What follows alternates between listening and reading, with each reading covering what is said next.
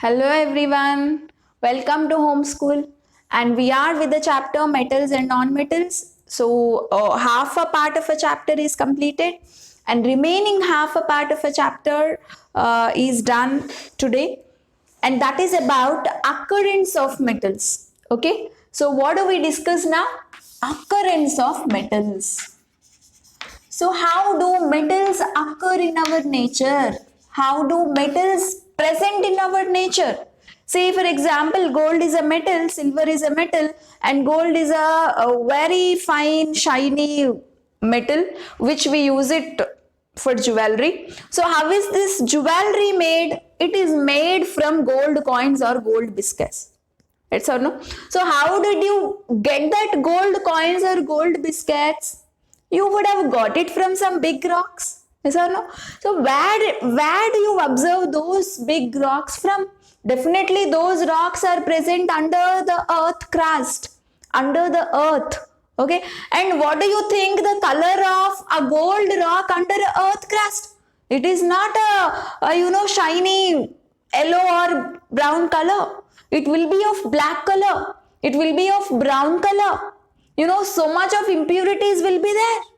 And those big rocks which are present under the earth crust, okay, is completely in a different color. It is not that the color that you are observing, right? So it's a completely a different color, different nature. So we will take that big rocks from earth crust, then we will conduct so many chemical reactions so that we get one pure gold, and from that we will make a jewelry. Okay, and this is how almost all the metals are present under earth crust, not in a pure form. They are present in a combined form. They are present in combination with so many elements. Gold is not available as a pure element. So many impurities would be there in a gold rocks under earth crust. Clear? Say for example, one more example I'll give you. Sodium. I want a sodium piece. In the first picture of this chapter, I have shown a sodium metal, a person cutting a sodium metal. So how was that sodium metal? It was actually brownish surface and almost white in color inside. Yes or no?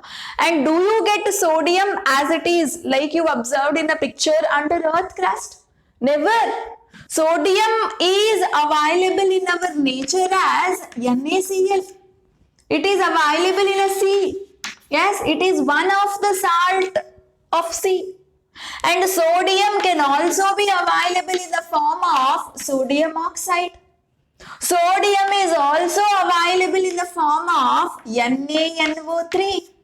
You see, our sodium is always present in combination of chlorine, or it will be present in combination with oxygen, and it can be present in combination with nitrogen and oxygen.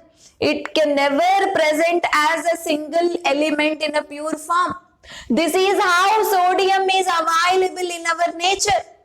And if you want pure sodium, you should extract from these guys. Okay, so you should collect NaCl from a sea. You should remove that chlorine part. How do you remove? By doing so many chemical processes and so many steps. So after the removal of the Cl, you should concentrate this. Again, you should purify it, and then you will get that sodium element, sodium metal in a pure form. Okay, so these things, what do you call these compounds as? Sodium is available in the form of NaCl or sodium oxide or NaNO3. And these substances which are naturally available on the earth crust or under the earth crust are called minerals. Or you can also say it as ores. There is a difference between mineral and ore. I'll tell you a little later. But try to remember how metals are present on earth. Okay, they are not present in a pure form. They are always present in combination with some other element.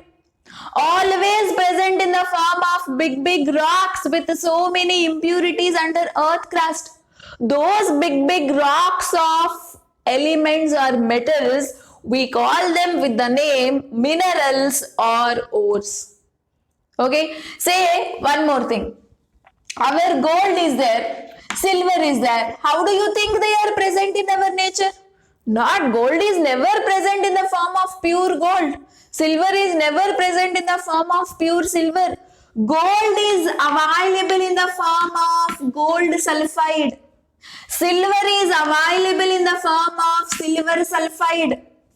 Gold sulfide rocks are present under earth crust.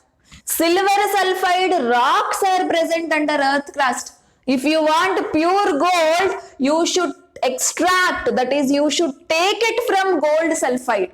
First, you should take that gold sulfide rock from earth crust. Then, by doing lots of chemical processes, you will get pure gold. And later, this pure gold is used for various purposes like making jewelry and all. Yeah. So, remember a logic here. Always from mineral or ore, you will get metal. From metal, you know, all the usable substances can be prepared. Like you observe it in a picture. You can observe the picture there. You have some picture, some rock called, you know, ore. From a ore, you will actually get a metal. From a metal, you can able to prepare or manufacture so many utensils or substances that we are using it in our everyday life. So try to remember one point here. No metal is available in a purest form under earth crust. Each and every metal is present in a combined form. That means each and every metal is present in combination with some other element and present as big rocks under earth crust. You should only take the purest metal from those rocks by doing lots of chemical processes. You know, such a method we call as metallurgy in chemistry. Clear? Metallurgy is a branch of chemistry where we study about extraction of metals from ores. Extraction of metals from ores. So about metallurgy, we are going to discuss a small introduction. This metallurgy we are not studying deeply for your class. You will study it in higher classes. We are just studying some slight introduction in metallurgy. So what is metallurgy? It is a branch of science which deals with extraction of metal from ores. Okay, so now before we go for the various steps of metallurgy, let us learn the meanings of some important terms which we use it in metallurgy. Okay, so now we are going for some important terms. Coming to the first definition in metallurgy, that is mineral. Look at the definition. The element or compound present under earth crust is called mineral. Any element, especially the metals, each and every metal can be present under earth crust, okay, in combination with some other element.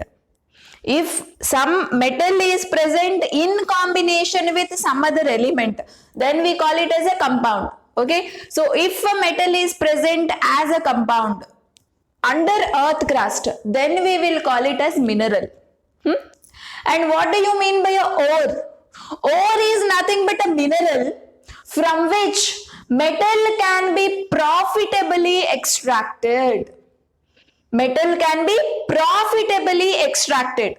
Remember one thing, you cannot extract a particular metal from all kinds of minerals. You know, say for example, just now I told you, our sodium can be present as NaCl in our nature. It can be present as Na2O in our nature. And it can also be present as NaNO3 in our nature. You know, all these guys, we can call them as minerals.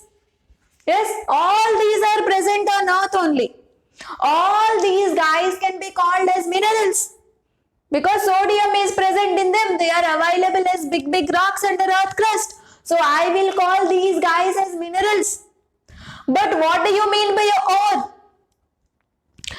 See here, if you want to extract a sodium, if you want a pure sodium, you have to take from any of these particular mineral. Yes or no? And taking sodium, that is extracting sodium from sodium chloride, is very easy process. Okay, very easily, with less amount of money, with less finance and less manpower, you can easily get sodium metal from sodium chloride. It's an easy process. But sodium, getting sodium from sodium oxide, the process is difficult process. Process is difficult. And if you want to get a sodium from sodium nitrate, then also this process, it is also difficult. It is also difficult. Okay. So you can get sodium from all the three guys, but you can easily get sodium from sodium chloride. You cannot get easily sodium from sodium oxide as well as sodium nitrate. Then, from this guy you can get sodium very easily, comfortably, using less money and less manpower. So, this particular mineral I can also call with one more term called ore. Clear, everybody? So, this is the difference between mineral and ore. One element can be present in many forms. All these many forms, we will call them as minerals. But if you want to extract a particular metal, you can only extract very easily from one of the form, not from all the forms.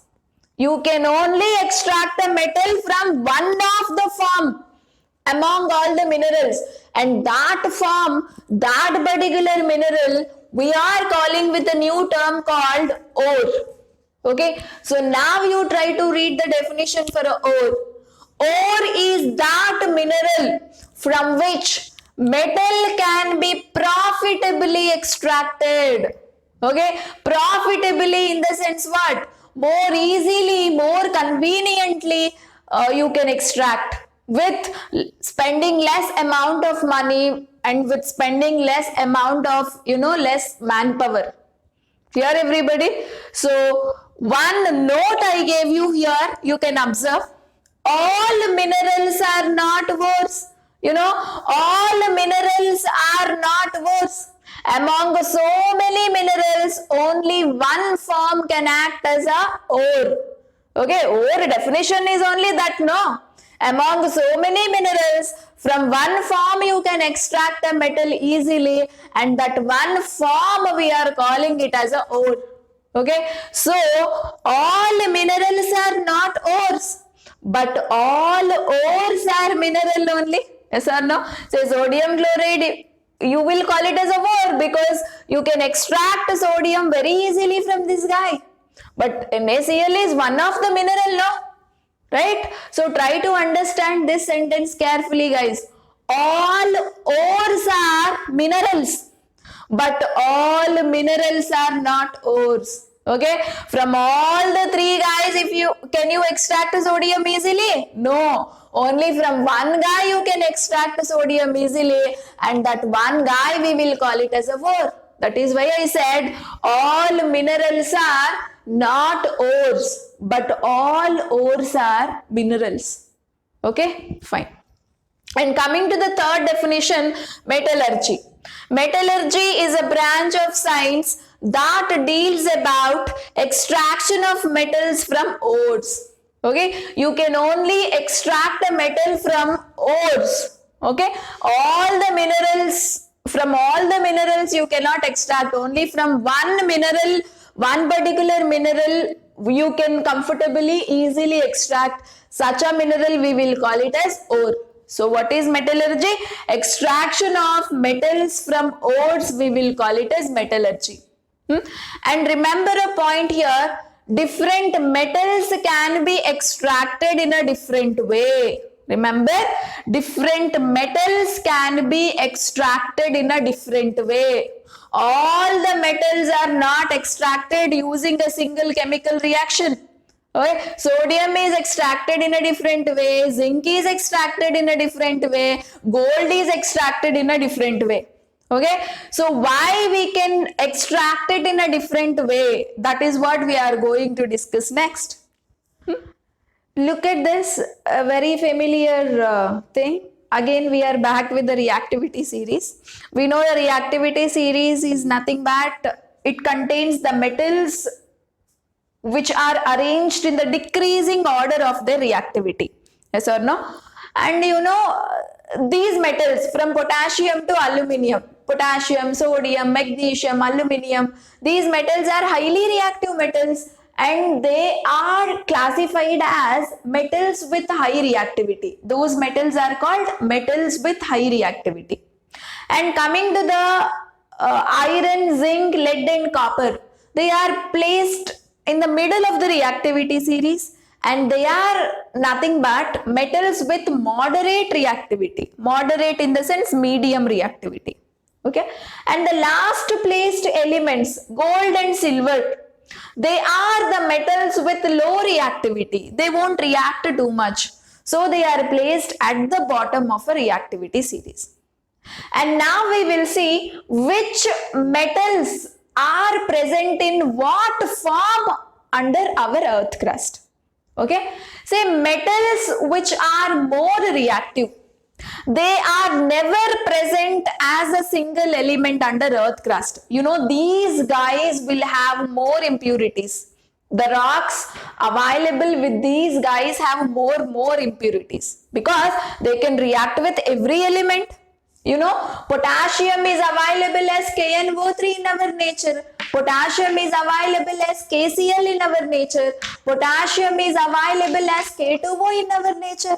Similarly, sodium is available as NaNO3. Sodium is available as NaCl. Sodium is available as Na2O.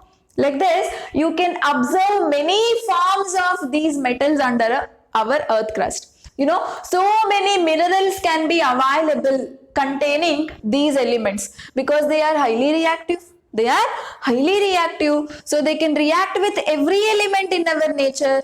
So they are always present in a combined form. Remember a word, these guys are always present in a combined form.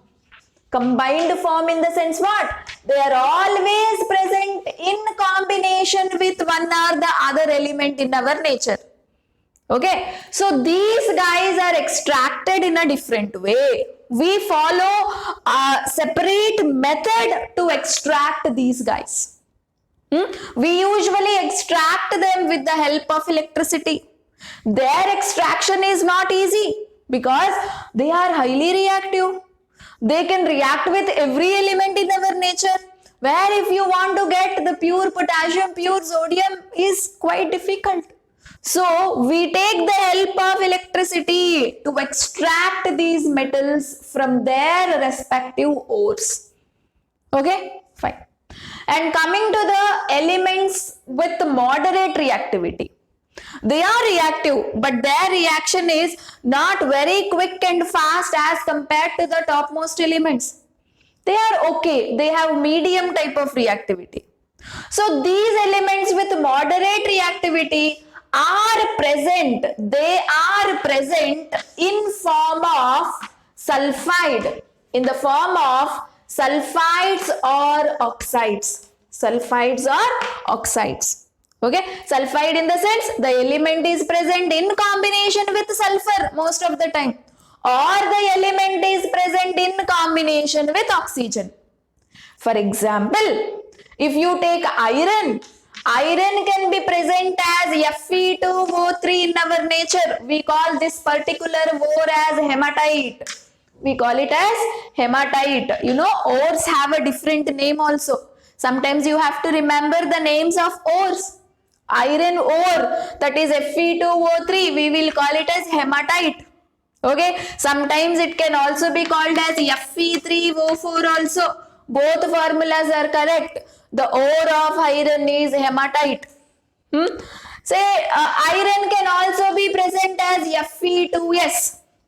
Fe2, yes, iron sulfide. In our nature, iron can be present as iron oxide, iron can be present as iron sulfide also.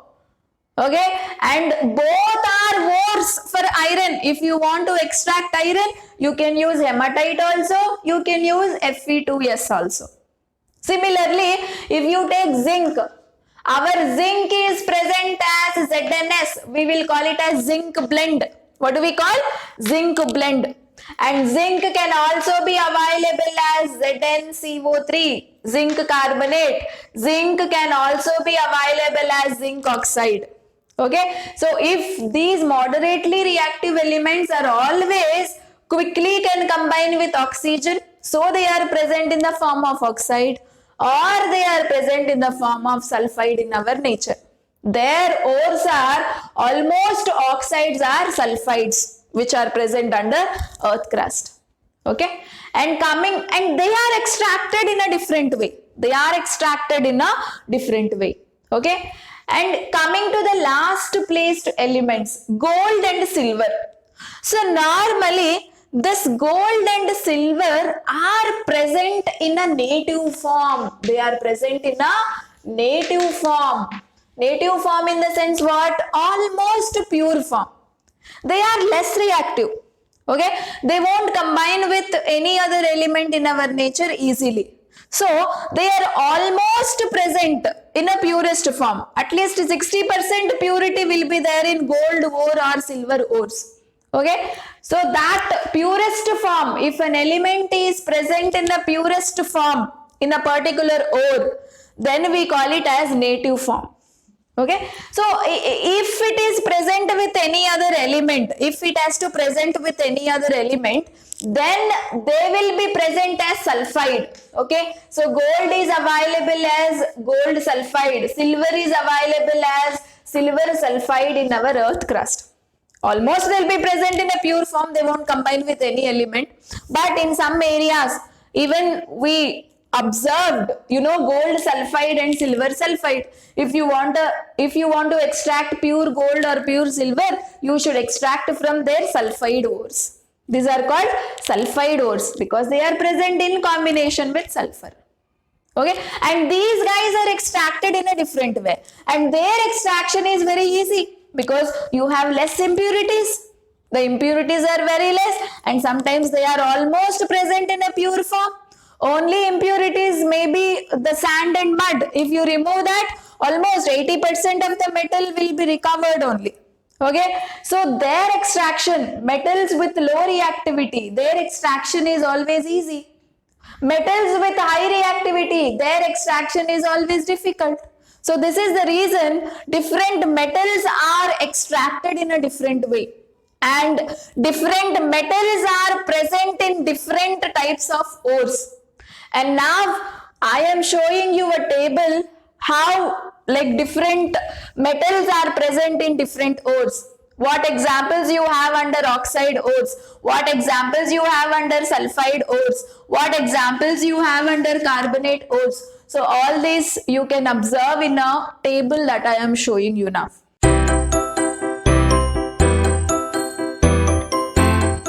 Children, this is the chart on important ores of some common metals. Okay, say our sodium naturally available in the form of NaCl, which we also call it as rock salt. Chile saltpeter, NaNO3 is called Chile saltpeter. Then cryolite. Okay, see, in all the three compounds sodium is there. This is how sodium is naturally present under earth crust. So these three are called ores. Okay, see, rock salt is a name for this ore, Chile saltpeter is the name for this ore, cryolite is the name for this ore. These special names are important to remember. This is just an example I am showing you. You don't need to remember all the ores with their special names. Only few, if you can remember, that is more than enough. See, calcium, our calcium is present in the form of gypsum, or it may be present in the form of fluorspar or limestone. okay, and these are magnesium ores. And see, aluminium ore, bauxite, we must have heard, right, bauxite ores and all. See, bauxite is nothing but Al2O3.2H2O. This is aluminium ore, okay. And the important thing that you have to remember is ore of zinc, that is zinc blende. What do you mean by zinc blend? ZnS. This is important to remember. Okay, so remember children, zinc blend is important, that is there in our syllabus. Okay, and iron ore, Fe2O3, is called hematite. This is one more important name that you have to remember. Hematite is nothing but ore of iron. Okay, and later this mercury ore is there, no? Mercury in our nature is available in the form of cinnabar. Cinnabar in the sense HGS, mercury ore. Okay, so cinnabar is important to remember, hematite is important to remember, zinc blend is important to remember. What do you mean by zinc blend? Ore of zinc. What is the formula? ZnS. What do you mean by hematite? Ore of iron. Okay, what do you mean by cinnabar? Ore of mercury, that is HGS. Okay, so these are just for your information, I am giving this particular table. Okay, this is how our important elements are available in our nature. Okay, it is available in the form of these guys. Okay, this is how we call them as ores. Thank you. And you can also observe the flow chart that I am showing. The flow chart will tell you what type of metals can be extracted by what methods. Okay.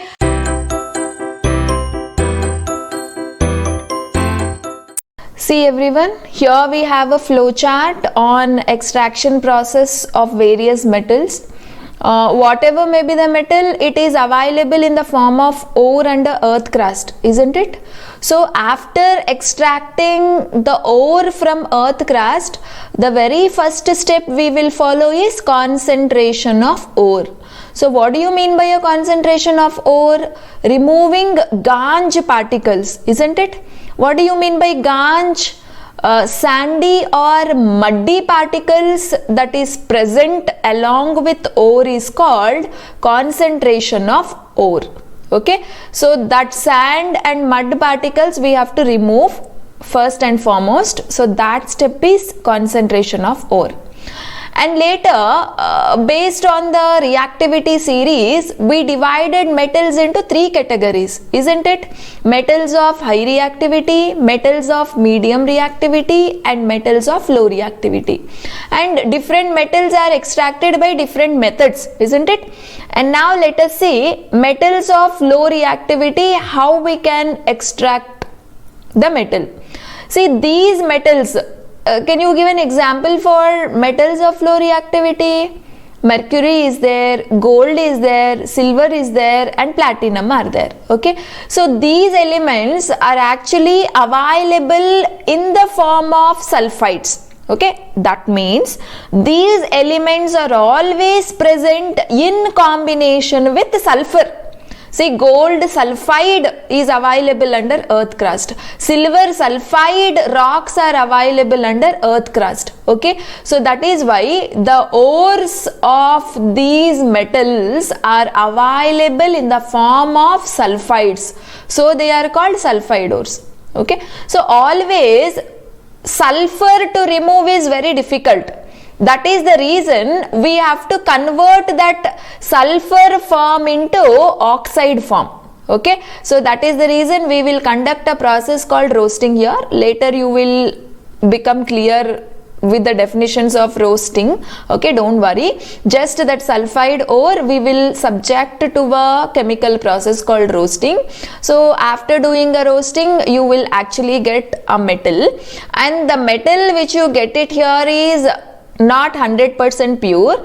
There will be some impurities. These impurities you have to remove finally, and that removal of impurities is called refining.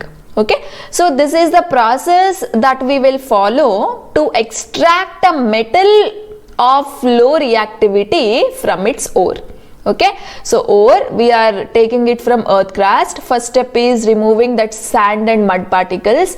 Next, it is available in the form of sulfide form, no, that we are doing a chemical reaction called roasting. After doing a roasting, you will get a crude metal, and this metal is not 100% pure, so we are again purifying it. That step is called refining. So this is the flow chart of extraction of metal with low reactivity. And now coming to metals with medium reactivity and how do we extract them. Okay, see these metals, examples are zinc, iron. The metals which are placed in the middle of the reactivity series is called metals with medium reactivity, isn't it? So these metals are available under earth crust either as carbonate form or sulfide form. Okay, so it is present as carbonate. That means metal is there in combination with CO3 group. Here metal is there in combination with sulfide group. Okay, so whatever may be the form, you should convert that carbonate form or sulfide form into oxide form. That is, you should bring a metal in combination with oxygen, because removing oxygen is much easier than removing of sulfur and carbonate group. Okay, so conversion of carbonate to oxide form is called calcination. Conversion of sulfide form to oxide form is called roasting. Okay, so if it is a carbonate, we will perform a reaction called calcination. If it is a sulfide form, we perform a reaction called roasting. So on doing both of them, you get oxide of metal. Now oxide of metal in the sense what? Metal in combination with oxygen. So you should remove this oxygen part, no? For that we are doing a process called reduction. Okay, so after doing a reduction, you get a metal, and that metal is not 100% pure. Again we will do a purification.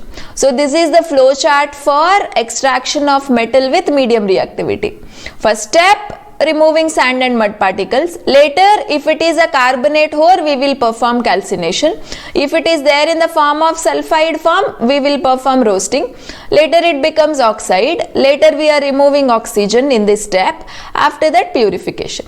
Okay, and now coming to the flow chart of extraction of metals with high reactivity. For example, sodium, potassium, highly reactive. Okay, so they are always extracted with the help of electricity. Okay, so that is the reason we call electrolysis. We are doing electrolysis of molten ore. Molten ore in the sense liquid. The ore is available in the form of solid rock, no, that we will convert it into liquid form. So that is called molten ore, and with the help of electricity, at a stretch, in one step only, we will get a pure metal.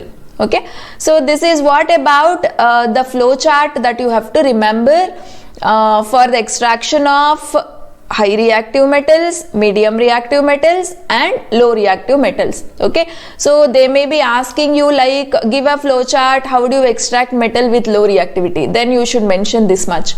They may ask you, give a flow chart on metals with medium reactivity, then you should write this much. Okay, they may ask you, write a flow chart on metals with high reactivity, then you should indicate this much, or full flow chart also you must able to write. Okay, so this is all about extraction flow chart of high reactive metals, medium reactive metals and low reactive metals. Okay.